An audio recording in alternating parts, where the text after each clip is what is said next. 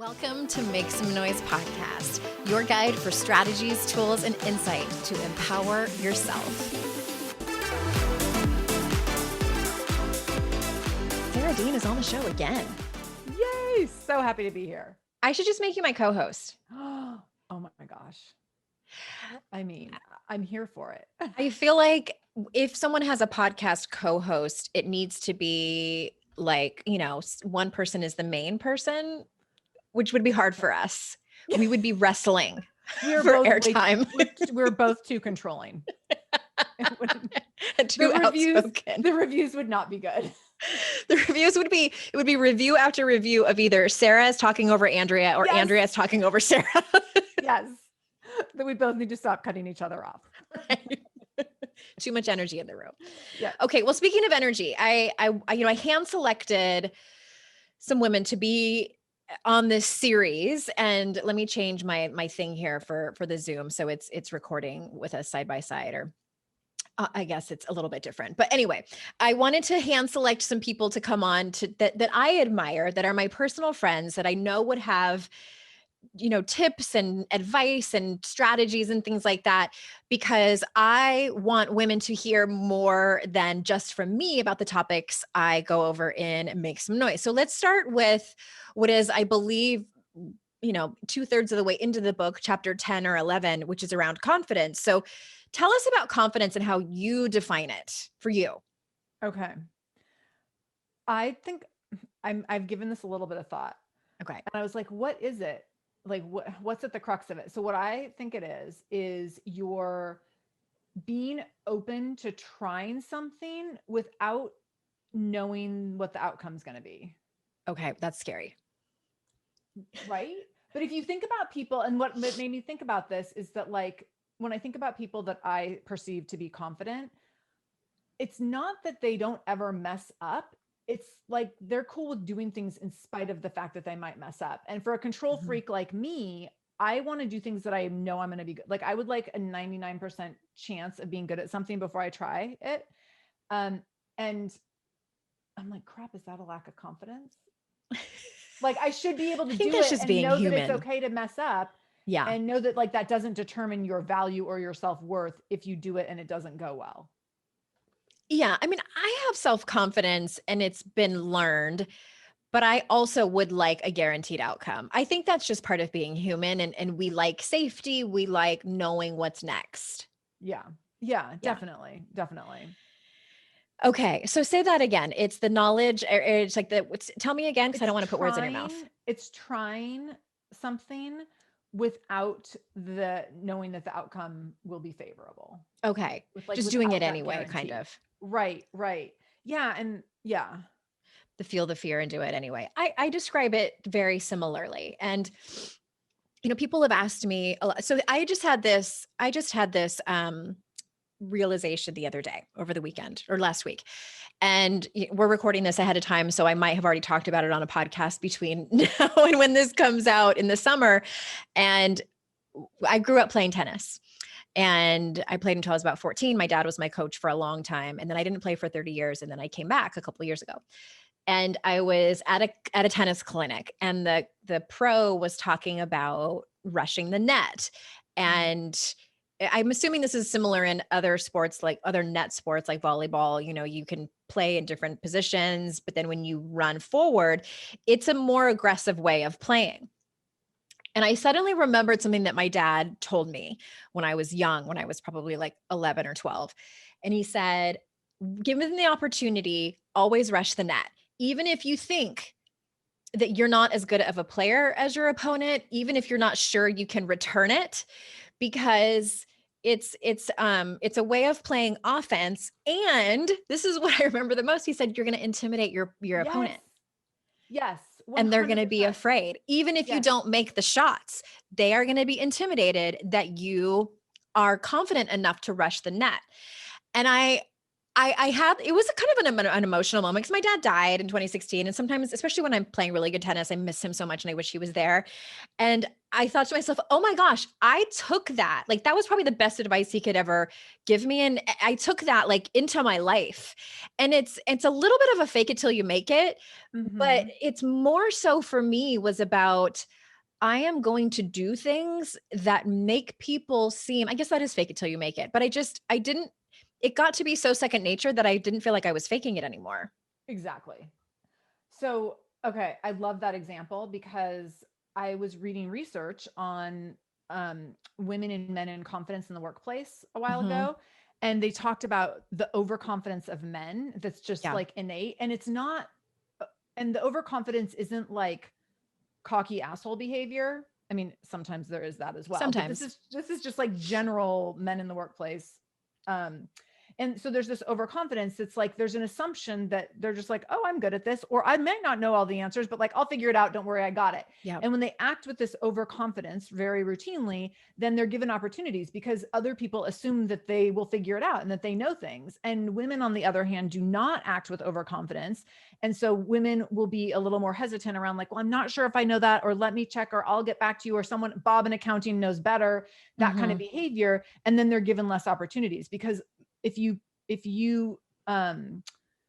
position yourself with confidence, to your point with the net, other people are going to believe you, even if Yeah. you don't believe it yourself. And Right. so I They're gonna be absolutely like, think oh crap. I think it's totally She a knows what she's practicing it thing. doing. Oh my gosh, Hmm. 100%. And I've done that. I mean, and I know you and I both in the work that we do, there's been so many ways that we've shown up with fake confidence where we're like, hope this goes okay. Yeah. But then you do it and Here you're it like, goes. I'm gonna oh, wing like it.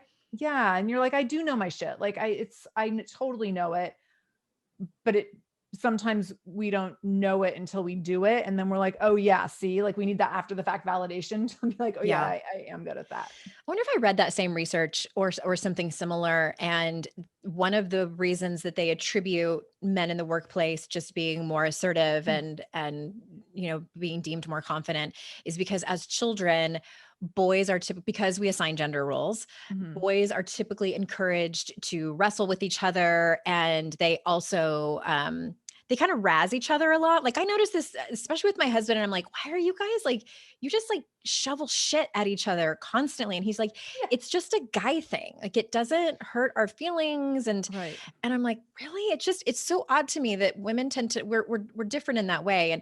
And when I read that research, it made sense. It was like, oh, little boys are taught that this is how it is to be a little boy, quote unquote. Right. And the research was saying when children do that, that helps them become more confident and resilient and Mhm. be able to figure things out, like you were saying. So it was really interesting that we are socialized from a young age Oh my to be the gosh. way we are. Yes. We're like positioned, we're poised for this from so early on. Yeah.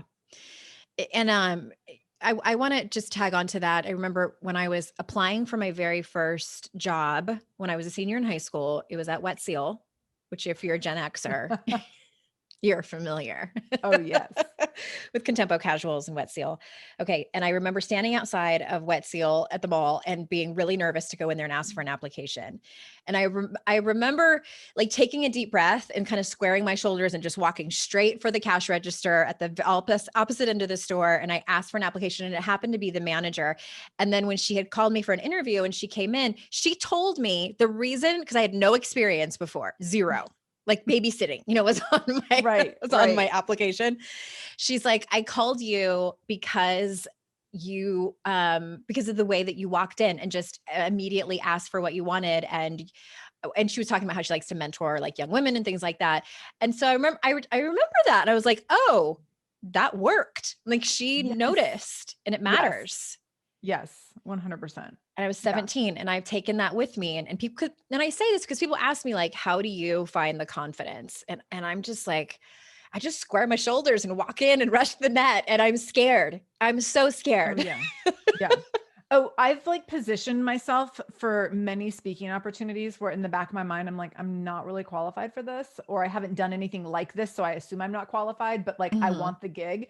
So I will tell people that I have like I did this just a few months ago where I was like, I have all this done for you if you would like me to bring this to your corporation. And then they said yes. And I was like, oh crap, now I have to go make all that really fast.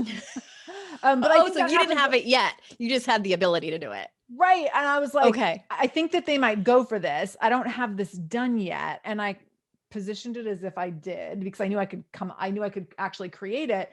But it was like that, going to them and being like, hey, I think you can use this. And they were not coming to me saying like, what do you have available to serve our community in 2021? And I went to them and I was like, hey, I'm thinking your organization could use this. Let me know if you're interested. And I was like, I mean, I hope their organization can use it. I wonder what they'll say. But then they said yes. And I was like, awesome. I'll go make some PowerPoints. Great. Be right back. Right. They were like, when can we get this scheduled? I was like, well, no rush. My schedule's really packed the next like 8 weeks. Maybe like Q2, Q3. Right. Not right now. Oof. That's awesome. Okay. So we kind of talked about this a little bit. I think, what your answer might be, but hypothetically speaking, this is kind of a weird question. If you could like mold a woman from scratch, kind of like Weird Science, again, dating ourselves in that movie. If you could mold a woman from scratch, how would you teach her? How would you instill confidence in her? I think I would. So I was not, I want to say I was raised this way. I wasn't raised this way. For some reason, innately, I believed that that like performance equaled worth. And so like getting straight A's was always very, very important to me. Getting things right was very important to me. Being a high achiever was very important to me. The like learning from failure, no. It's like if I might fail, I'm just not going to do it. So I think the molding would be around like promoting learning over outcomes, or learning over performance, so that then you go into everything with like, I might fall flat on my face. And then what will I do with that? Like there's the value right there, is like, I tried the thing and that was awful. And what am I going to learn? And it's interesting. I didn't play sports growing up, so that also limited my opportunities to fail. So again, I just got straight A's all the time. And then as an adult, it was hard, even as a young adult and in college, it was hard for me to try new things that like were not a big deal to the average person, because I was like, I've only ever done things I'm good at, which was school. I've done.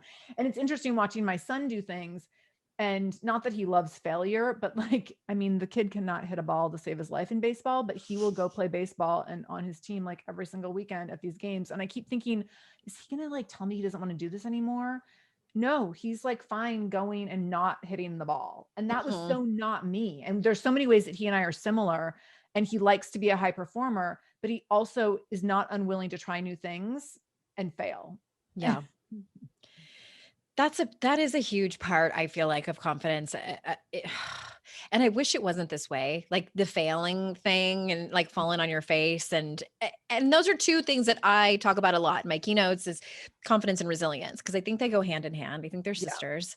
Yeah. And you learn resilience from failure and massive struggle, and even minor inconveniences. I feel like you learn resilience. But I love that. And I do think that it just is amazing to me. And I know this is going to sound like an absolute no duh thing I'm going to say here, and a little bit cliche, but so much of who we are is shaped by our childhood. And but that does not mean that you can't learn and grow. It's kind of like braces, like, and I know you have Invisalign, like it's so much easier to move your teeth when you're younger. Yes. When you're an adult, because they're like cement. Yes. But I think that, yes, you can still walk into things and fail, and you can still gain self-confidence as an adult. And the way that you do it is small things, small pieces of action. That didn't sound very good. Small pieces of action. Just do some small pieces of action. But I also think that like, if you fail a few times and then you have to figure some things out, then you start acknowledging and owning that you're someone who can figure the things out. And so then like, I think failure is much less daunting now than I did 20 years ago, even though the stakes are higher. Like I have a family and a house and like my kids in school, like all these things, like I rely on income for more things than responsibilities. Right. But when something doesn't go the way I expect it to, I'm like, oh, so that means something. What does that mean? And what am I going to do with that? And so this even comes down to like, if I launch a program and it doesn't sell very well, then I'm like, okay, maybe I don't do that program. It's either do I not do the program and I do something else, and awesome, this just made space for me to do something else instead.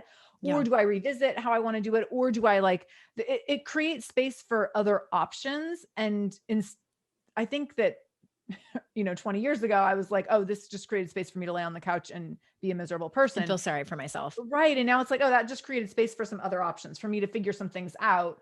And I'm really good at figuring things out. And especially, having been an entrepreneur for 18 years or being a mom or whatever, like there's all these things where now I can embrace that, like, oh, I'm really good at figuring things out. So what am I going to figure out from this?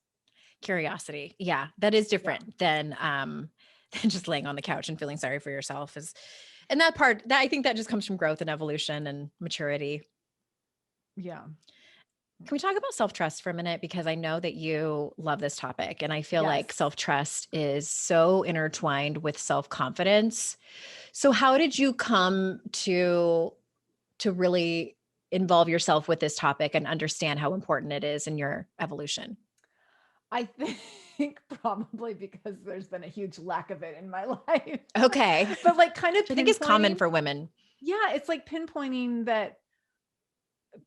how I feel on how I feel on the inside, as opposed to like all the evidence that is stacked in opposition to how I feel. So, and that means like feeling like things aren't going as well as I want them to be, or things are this example of a launch again. Like I launched something and it didn't go that well. And that means that I am stupid and my thing sucks and I'm not a good marketer and blah, blah, blah. And I'm not good at coaching or whatever.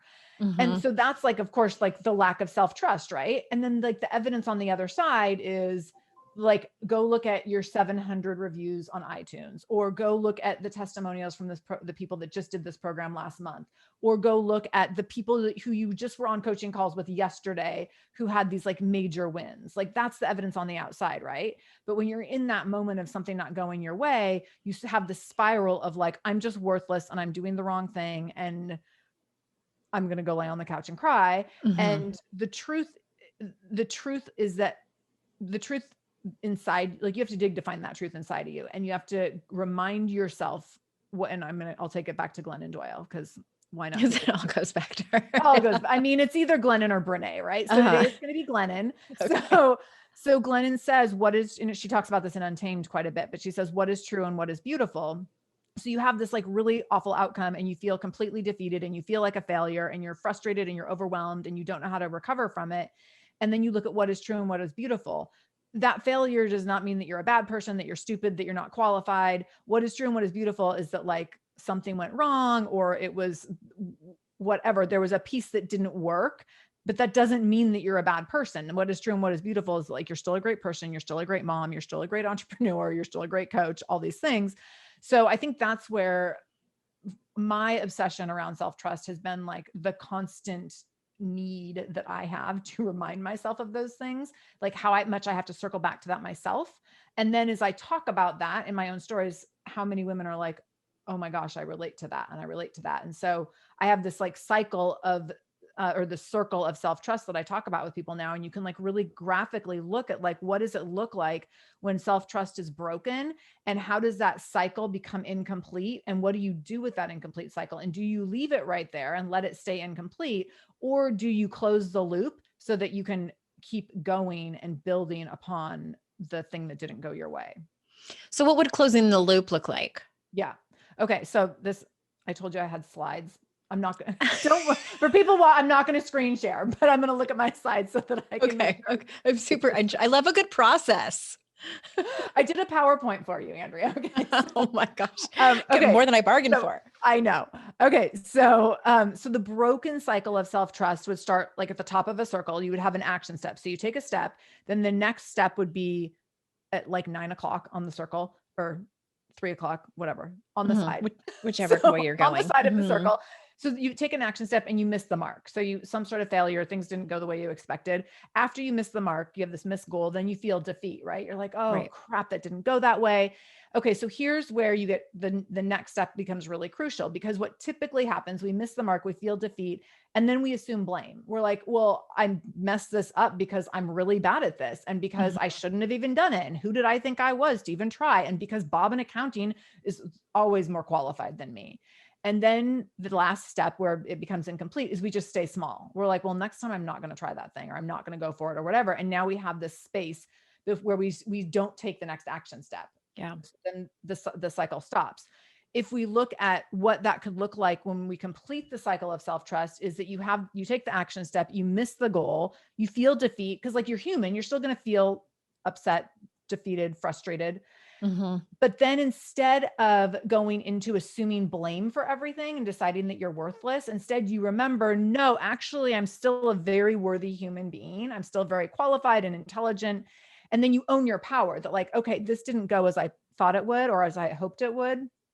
And what is true and what is beautiful is that I'm still really strong. I'm still really capable. I still have all these other talents. So what is my next action step going to be based on that, based on what is true here?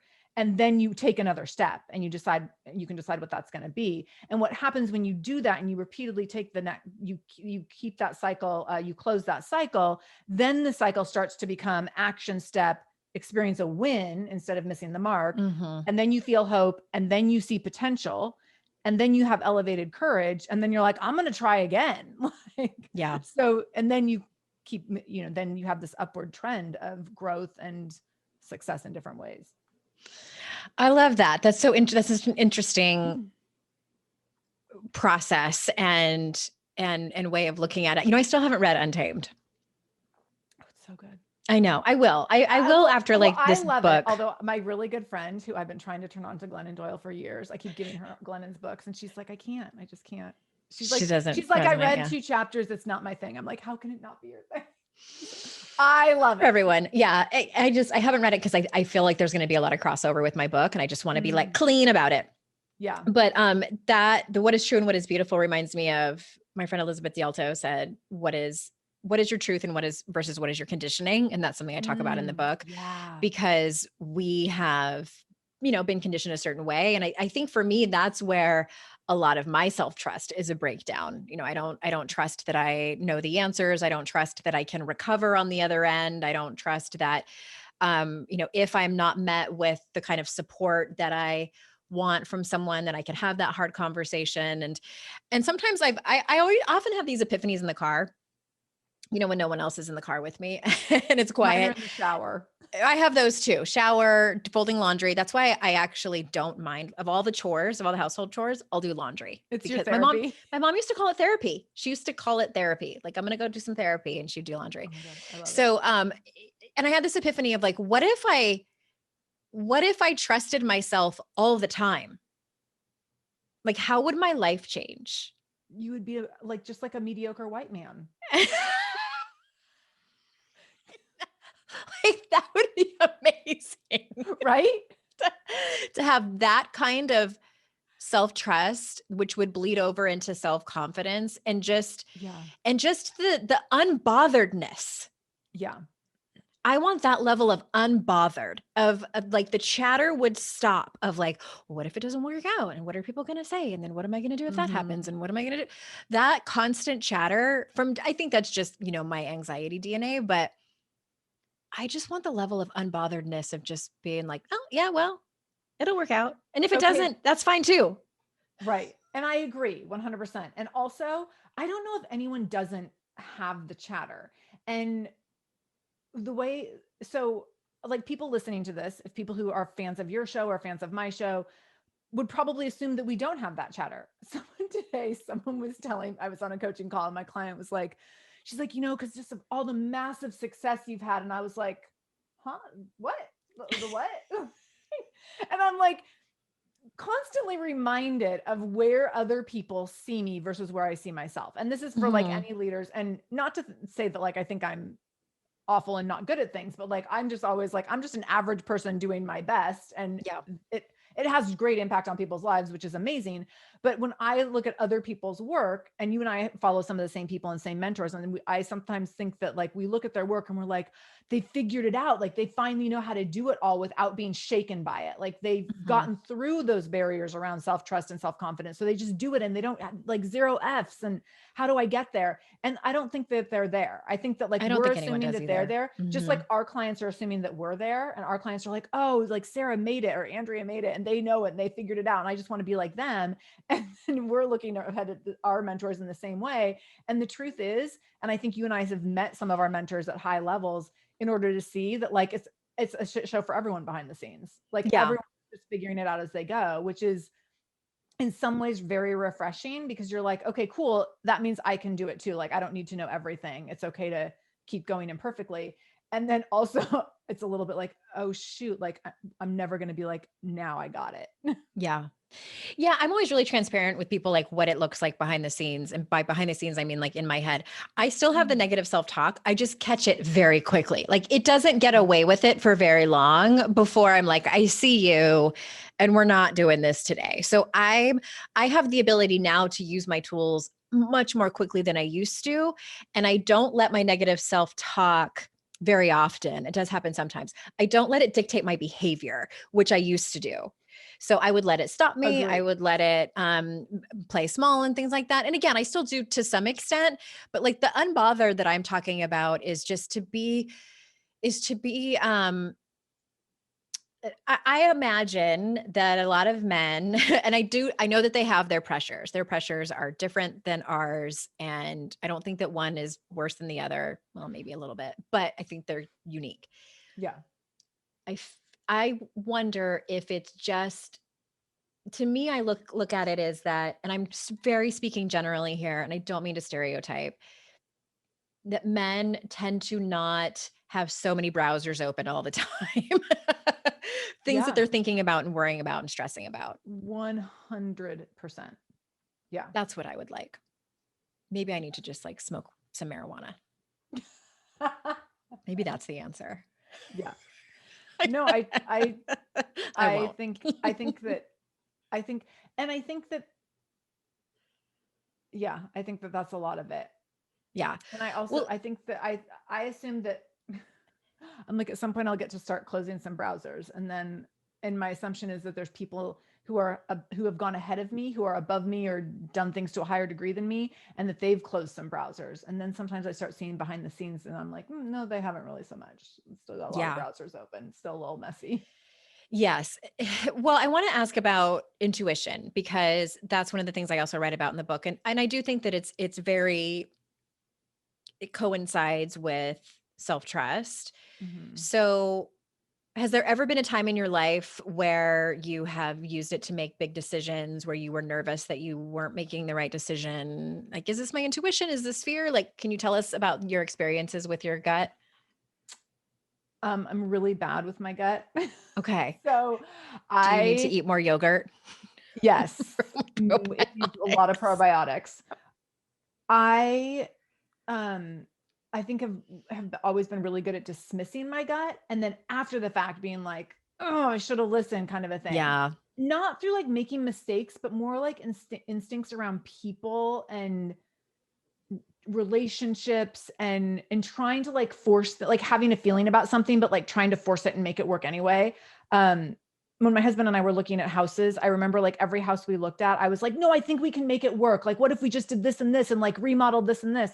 And he's like, no, like we're not going to try to we're not going to find a house that we're going to try to make work. Like there's going to be a house out there that is meant for us already. Mhm. And which was extremely frustrating to me because he wanted to like shop around and when we walk in the right house we'll know. And I was like, I didn't have that level of trust at all that would happen. And so instead, and we had these battles in the backseat of the realtor's car where I was crying and like, we can just fix this and we can add on a third story and we can do this and build a barn and like whatever. Oh, wow. It was a lot.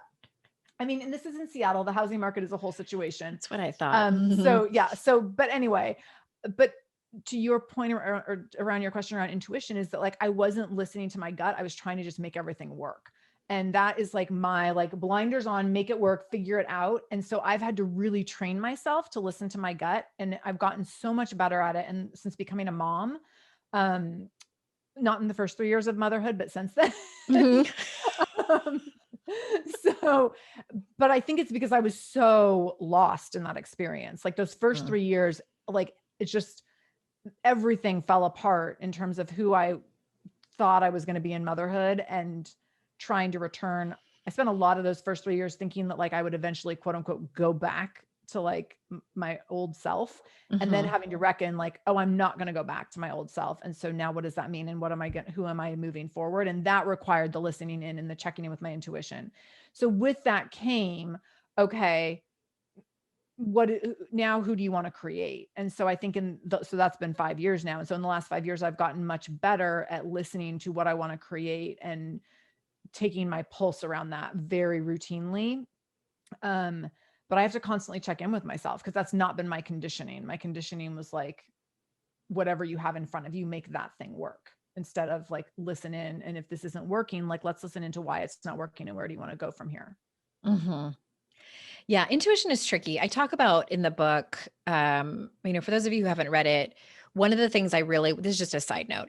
One of the things I wanted to make sure that I touched on that I have not touched on in a previous book of mine is around trauma and how that relates to intuition. Because as I was doing research, I was asking women if there anyone who has an experience with having a really hard time listening to your intuition. And did you have childhood trauma? Like, you don't need to tell me what the trauma is, but just, do you think that they're related? And I got a few stories, and one of the stories in the book is about a woman who was basically like, should have there was some mental illness. And I also got a quote from a psychologist who was talking about, like, when children are gaslit, when they're made to feel that their reality, not only that their reality is wrong because nobody will talk about the problem that's happening in the house, Right. and or the people that they're supposed to trust the most, they can't, which is their primary caregivers. You're likely going to grow up not being able to trust your gut instincts because you're Yes. told that they're wrong.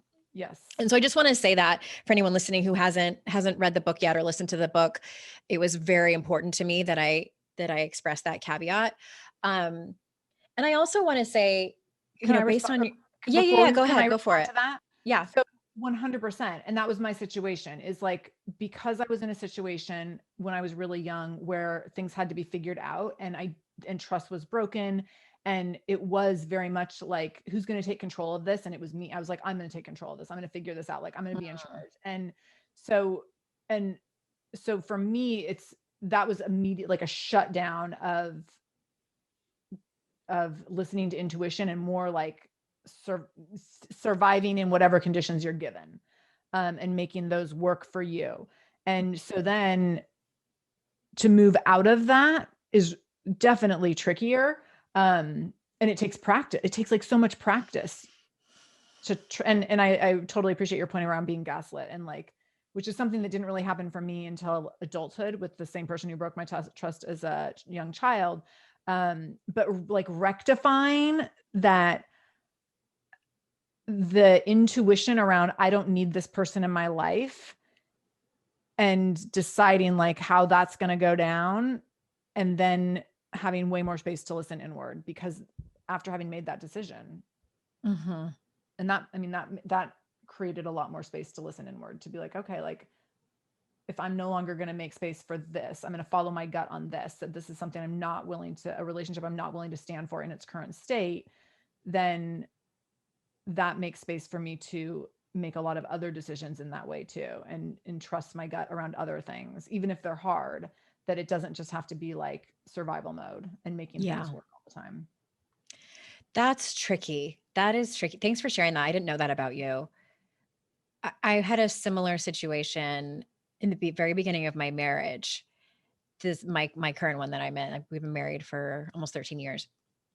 And I had an egregious relationship before, and an even worse divorce, and then a worse relationship after that. It was a rough period. And then, it wasn't that long. And then I met Jason, and then started really going to therapy. And there was some moments in there where I remember telling Amy, my best friend, and I was like, I don't know if this is my intuition that's telling me I shouldn't be married, or if I'm just terrified to be married. Like, I honestly can't distinguish between the two. And, at that point I had like written my first book and talked about, the difference between your intuition and fear. And I even said, either in a blog post or in my first book, like, sometimes we don't know. Sometimes we don't know, and we have to just make a decision on something and then see what happens in the end. So I decided to stay married, and I decided to go to therapy alone and with him. And lo and behold, after 2 different rounds of trauma therapy, it was fear. It was fear and trauma that had made me so terrified to trust someone else, like to be in an intimate relationship with someone. And all that to say, like, I wanted to bring this up because I think that there's a lot of people out there who keep hearing like, just trust your gut, your intuition is your friend, the universe has your back. And like, those are all great sentiments, and that's all true. And there's some people who just can't. It's so much more layered than that. Yeah. Like to say, just trust your gut is for most people requires a lot of bypassing. Or for many people requires a lot of bypassing of other things. And I was frustrated, and I was like, is something wrong with me? Like, I can't distinguish which one it is. And trauma's a real shit show. No. That's going to be the title of my next book. I love it. I'm just kidding. I think it's perfect. Well, let's shift gears and talk about mindset for a minute. Cause I talk in this book specifically about and it is kind of like, personal development 101, a little bit of, creating narratives that work for you and that are empowering versus different, different narratives. And one of the reasons I wanted to do this series is because I wanted to get, different people's take on that. So how do you talk about mindset? Like, what kind of strategies work for you? So my mindset strategies are super dorky, but they've worked for me for a really long time. And it's how I manage anxiety. And so my previous career, prior to having my podcast, prior to having the Shameless Mom Academy and being a life and business coach and all that context, I was in the fitness industry and had a gym. And so as a result of being in that industry, I have a morning routine around like you get up and you work out and you like get your mind straight for the day and you go.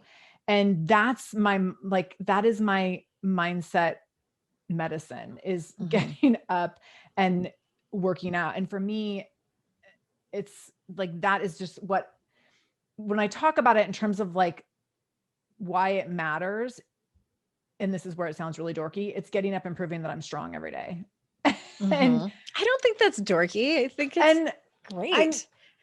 I don't know. I mean, I feel I feel like as a former person in the fitness industry, it's like super cliche to be like, well, I get up and I do my workout every single morning and that's like, the best medicine. I feel like that's like such an eye roll for the most of the world. But I think cliches are cliches for a reason, because they're true. Yeah, maybe. But it really, really works for me. And I actually was having this, a conversation with my therapist last week, the week before. And I was just like, I had 2 hours, after we got done with therapy. I was like, I have the 2 hours left today and I have 37 things I need to do. And my mind is spinning and I just feel like I can't control any of it. And like my anxiety was just like really, really ramped up. And she was like, what's the one thing? She said, you're not going to do 37 things. You're allowed to do 2 things. What are the 2 things that you need to do in the next 2 hours? And then, so I started going down I'm like, no, it needs to be like 18 things. Like I can't limit it to 2. So finally she was like, she got me to kind of commit to like 2 or 3 things. And then she's like, what do you need to do when you get off this call to make those things happen so that you can go do those things over the next 2 hours without your mind spinning? And I was like, I need to go get on the Peloton. And the getting on the Peloton was not on the list of things to do, but I was like, I need to go get on the Peloton for 10 minutes and it will be like my reset. It will be my mental reset, my emotional reset.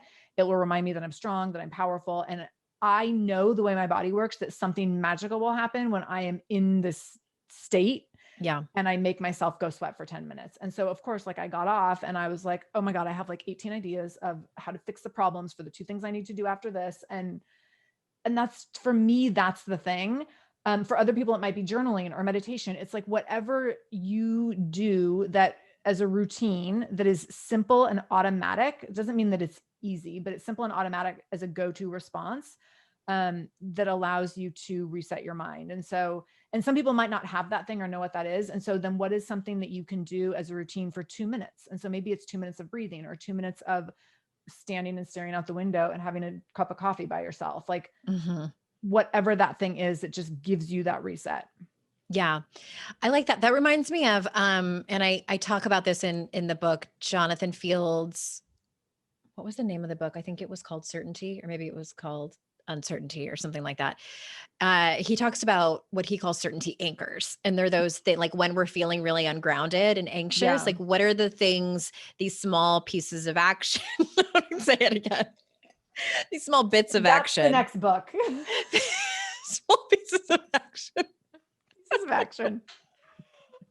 Sounds like my 20s.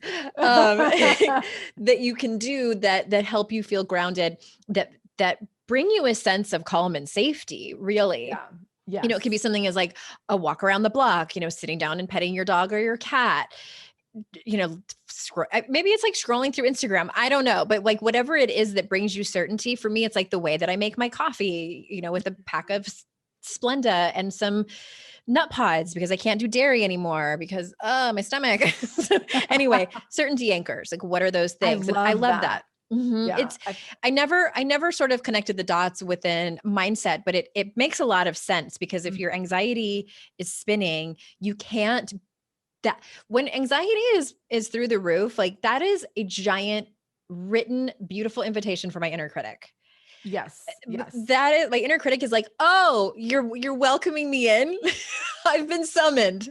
Right. Right. And then I think you have to make space for something new. Like, how do you make space for something new? So the way I make space for something new is through motion, like through moving in my body. And other people I know do it through meditation, which I keep trying.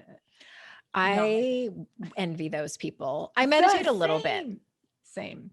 Yeah. I have to remind myself with meditation that it is a practice and that I think that for people like you and I who have these personalities that just run really high, that our meditation practice is probably just going to be sitting still for 2, 10, 20 minutes, however long. And making not lists, about like, and making lists in your head of what you're going to do when you're done. Yes. It's like all I can do.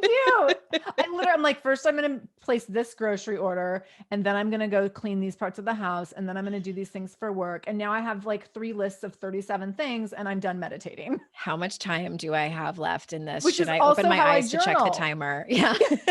But I journal the same way. My journaling is always like my to-do list. Like, yeah. I'm like, I can't like sit and write like 3 paragraphs or 3 pages about like my feelings. My journaling is like, my journaling is very short. Yeah.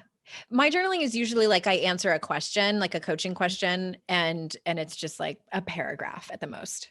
My therapist gave me this really great tip, which has worked well for me. And when she was back to like the idea of doing something for 2 minutes, she was like, she's like, how do you do with journaling? I think you'd be really good at it. And I was like, oh my God, no, I'm not. And I said, it creates a lot of stress for me.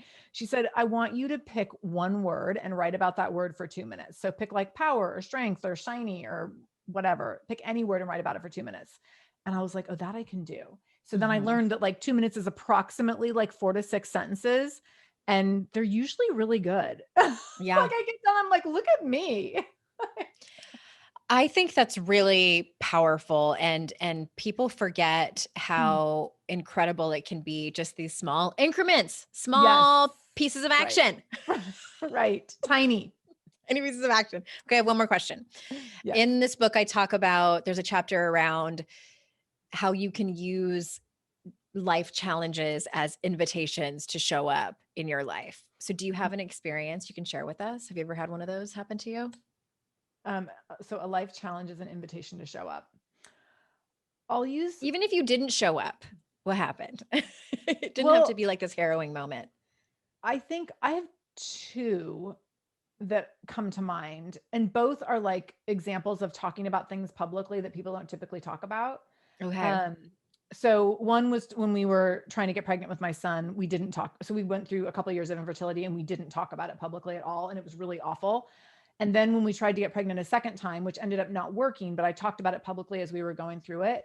And that decision to like decide to talk about it versus not was it made the experience so different, to feel like supported and held. And what ended up happening is I got to hear so many other people's stories as I was sharing my own in live time. By talking about it publicly, do you mean like sharing it with your like close circle of friends or like on Facebook? But all. Oh, okay. So like even to strangers. Yes. So I was talking about it on the podcast. I was talking about it on social media because I was talking about the podcast that I just put out. So it was like a much more public thing. And what ended up happening at the end, we kind of at the end of this journey, there was an ending. that I did not see coming. And when that happened, it was devastating in ways I didn't expect it to be. And that lasted for a long time. But what was really powerful about that moment was people showed up on my doorstep with like flowers and champagne and candy and treats and phone calls and texts and like all these things. And when we had gone through this experience prior, when we were trying to get pregnant with my son the first time, it was so lonely. Like it was literally like sitting at the dining room table crying by myself at 5 a.m. before I went to teach boot camp.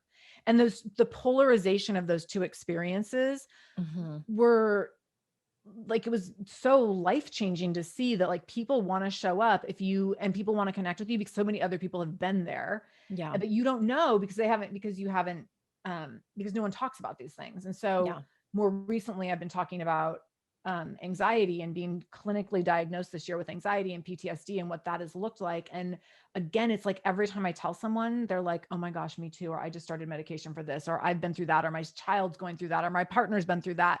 And all of a sudden I'm like, I was thinking I was a weirdo because I have PTSD over something I don't think people should have PTSD for.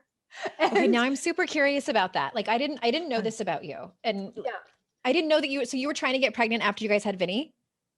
Yes.